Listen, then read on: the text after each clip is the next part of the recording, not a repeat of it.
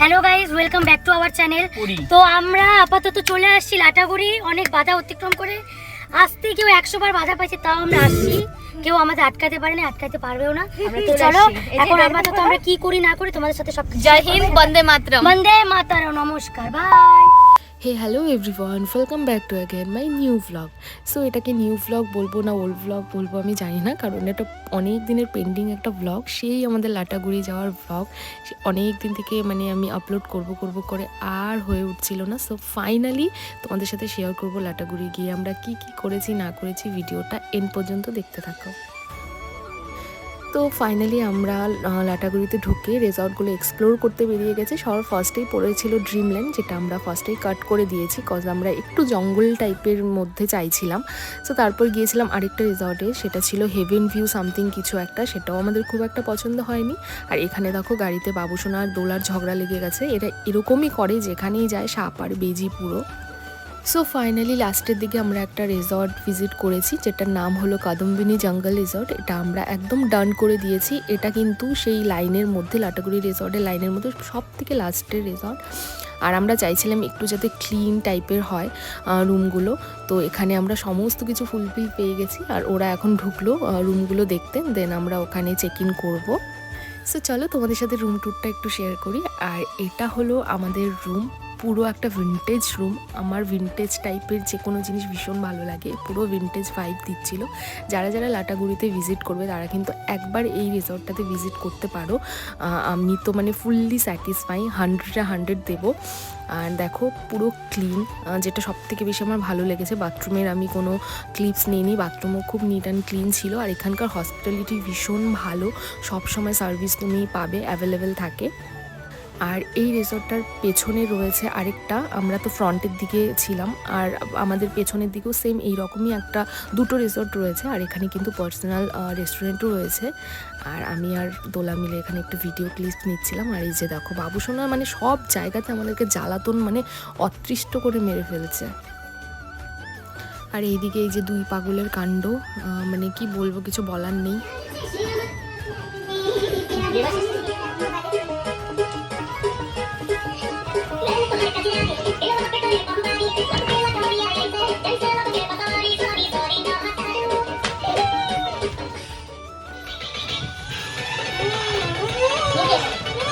So আমরা fully পাগলামি করেছি, তোমরা ভিডিও দেখে বুঝতেই পেরেছো। আমরা 5 জন যেখানে থাকি সেখানে শুধু বাওয়াল হয়, বাওয়াল।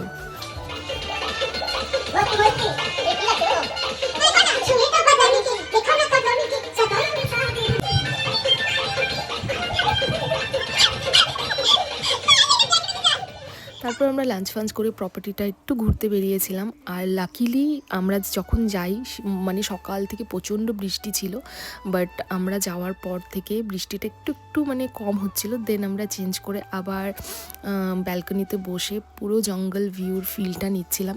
এই অ্যাম্বিয়েন্সটা তোমরা যদি সেখানে না যাও ফিল করতে পারবে না। এত ভালো লাগছিল, নিরিবিলি পরিবেশ, শান্ত, খুবই ভালো লাগছিল। আর অল্প সাউন্ডে গান, আর সাথে কফি, চিকেন পকোড়া, আরও কিছু অর্ডার করেছিলাম। সমস্ত ক্লিপস নেওয়া হয়নি। আর ভিডিওটা এডিট করতে গিয়ে দেখি অনেক ক্লিপ ডিলিটও হয়ে গেছে আমার থেকে।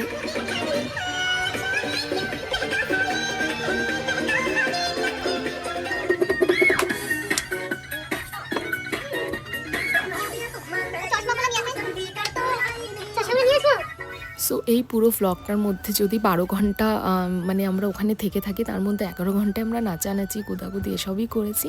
দেন আমরা রাতে ডিনার করে ডিরেক্ট চলে এসেছি মর্নিংয়ের ব্রেকফাস্ট নিয়ে, কারণ রাতে আর কোনো ক্লিপস নেওয়া হয়নি। আর এখানে একটু বাইরের দিকে আমরা বেরিয়েছিলাম সকালের দিকে, যেহেতু রাতে গেট বন্ধ হয়ে যায়, বেরোতে দেয় না। আর দেন আমরা এখন এখান থেকে চেক আউট করবো, যাবো মূর্তি নদীতে। কারণ মূর্তি নদীতে আমার যাওয়ার ইচ্ছে ছিল অনেক দিন থেকে, তো সবাই মিলে যাচ্ছি। আরেকটা আমার ইচ্ছে ছিল, সেটা হলো জঙ্গল সাফারি, সেটাও আমরা করব ওখান থেকে রিটার্ন এসে মূর্তি থেকে। সো চলো দেখতে থাকো।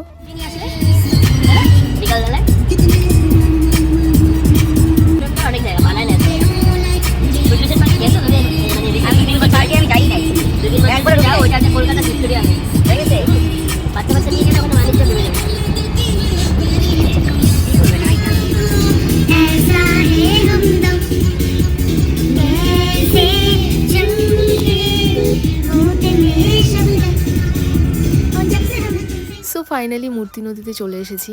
আমি অনেকের ফটো ভিডিও দেখেছি, বাট আমার কোনো দিনও যাওয়া হয়নি, সো সেটাও ঘুরে নিলাম। তারপর আমরা উঠে পড়ি জিপ গাড়িতে জঙ্গল সাফারি করার জন্য। Hello guys, hello. সো আজকে আমরা আসছি গরুমারা ফরেস্টে সাফারি করতে। তো জানি না, সব লাকের ওপরে। তো চলো দেখা যাক কি দেখতে পাই আমরা। তোমাদের সাথে শেয়ার করবো অবশ্যই। ওই দেখো পেছনে আরো গাড়ি আছে। সো ব্যাড লাক, সেই দিন আমরা সেভাবে কিছুই দেখতে পারিনি। আমাদের টাইমিংটা যেটা ছিল সেই টাইমে খুব একটা কিছু সেরকম দেখা যায় না, বাট আমাদের ইচ্ছে ছিল সাফারি করার। সো এটা পুরোপুরি লাকের ওপরে। কয়েকটা ময়ূর, একটা জঙ্গলি শুয়োর আর পোষা হাতি, এগুলোই দেখেছি। কোথায় যে বাঘ আমরা পাবো? সো তারপর এখানে আমরা বাঘের আশায় আশায় পোষা হাতি দেখে চলে যাই একটা টাওয়ারে, যেখান থেকে আমরা ওই টাওয়ারটা থেকে একটা গন্ডার দেখতে পেয়েছিলাম, সেটাও অনেক দূর থেকে, মানে দূরবীন দিয়ে। সো যাই হোক, এক্সপিরিয়েন্সটা ম্যাটার করে। ভালো একটা এক্সপিরিয়েন্স হয়েছে, খুব মজা করেছি, সেটাই অনেক। মানে আমরা রিসর্টে প্রচুর মজা করেছি, অনেক মেমোরিজ হয়েছে। সো কেমন লাগলো তোমাদের এই পুরো ব্লগটা অবশ্যই জানাবে। আর যারা যারা লাটাগুড়িতে যাবে, এই রিসর্টটা একবার হলেও ভিজিট করো। সো চলো, সবাই খুব ভালো থেকো, সুস্থ থেকো, বাই।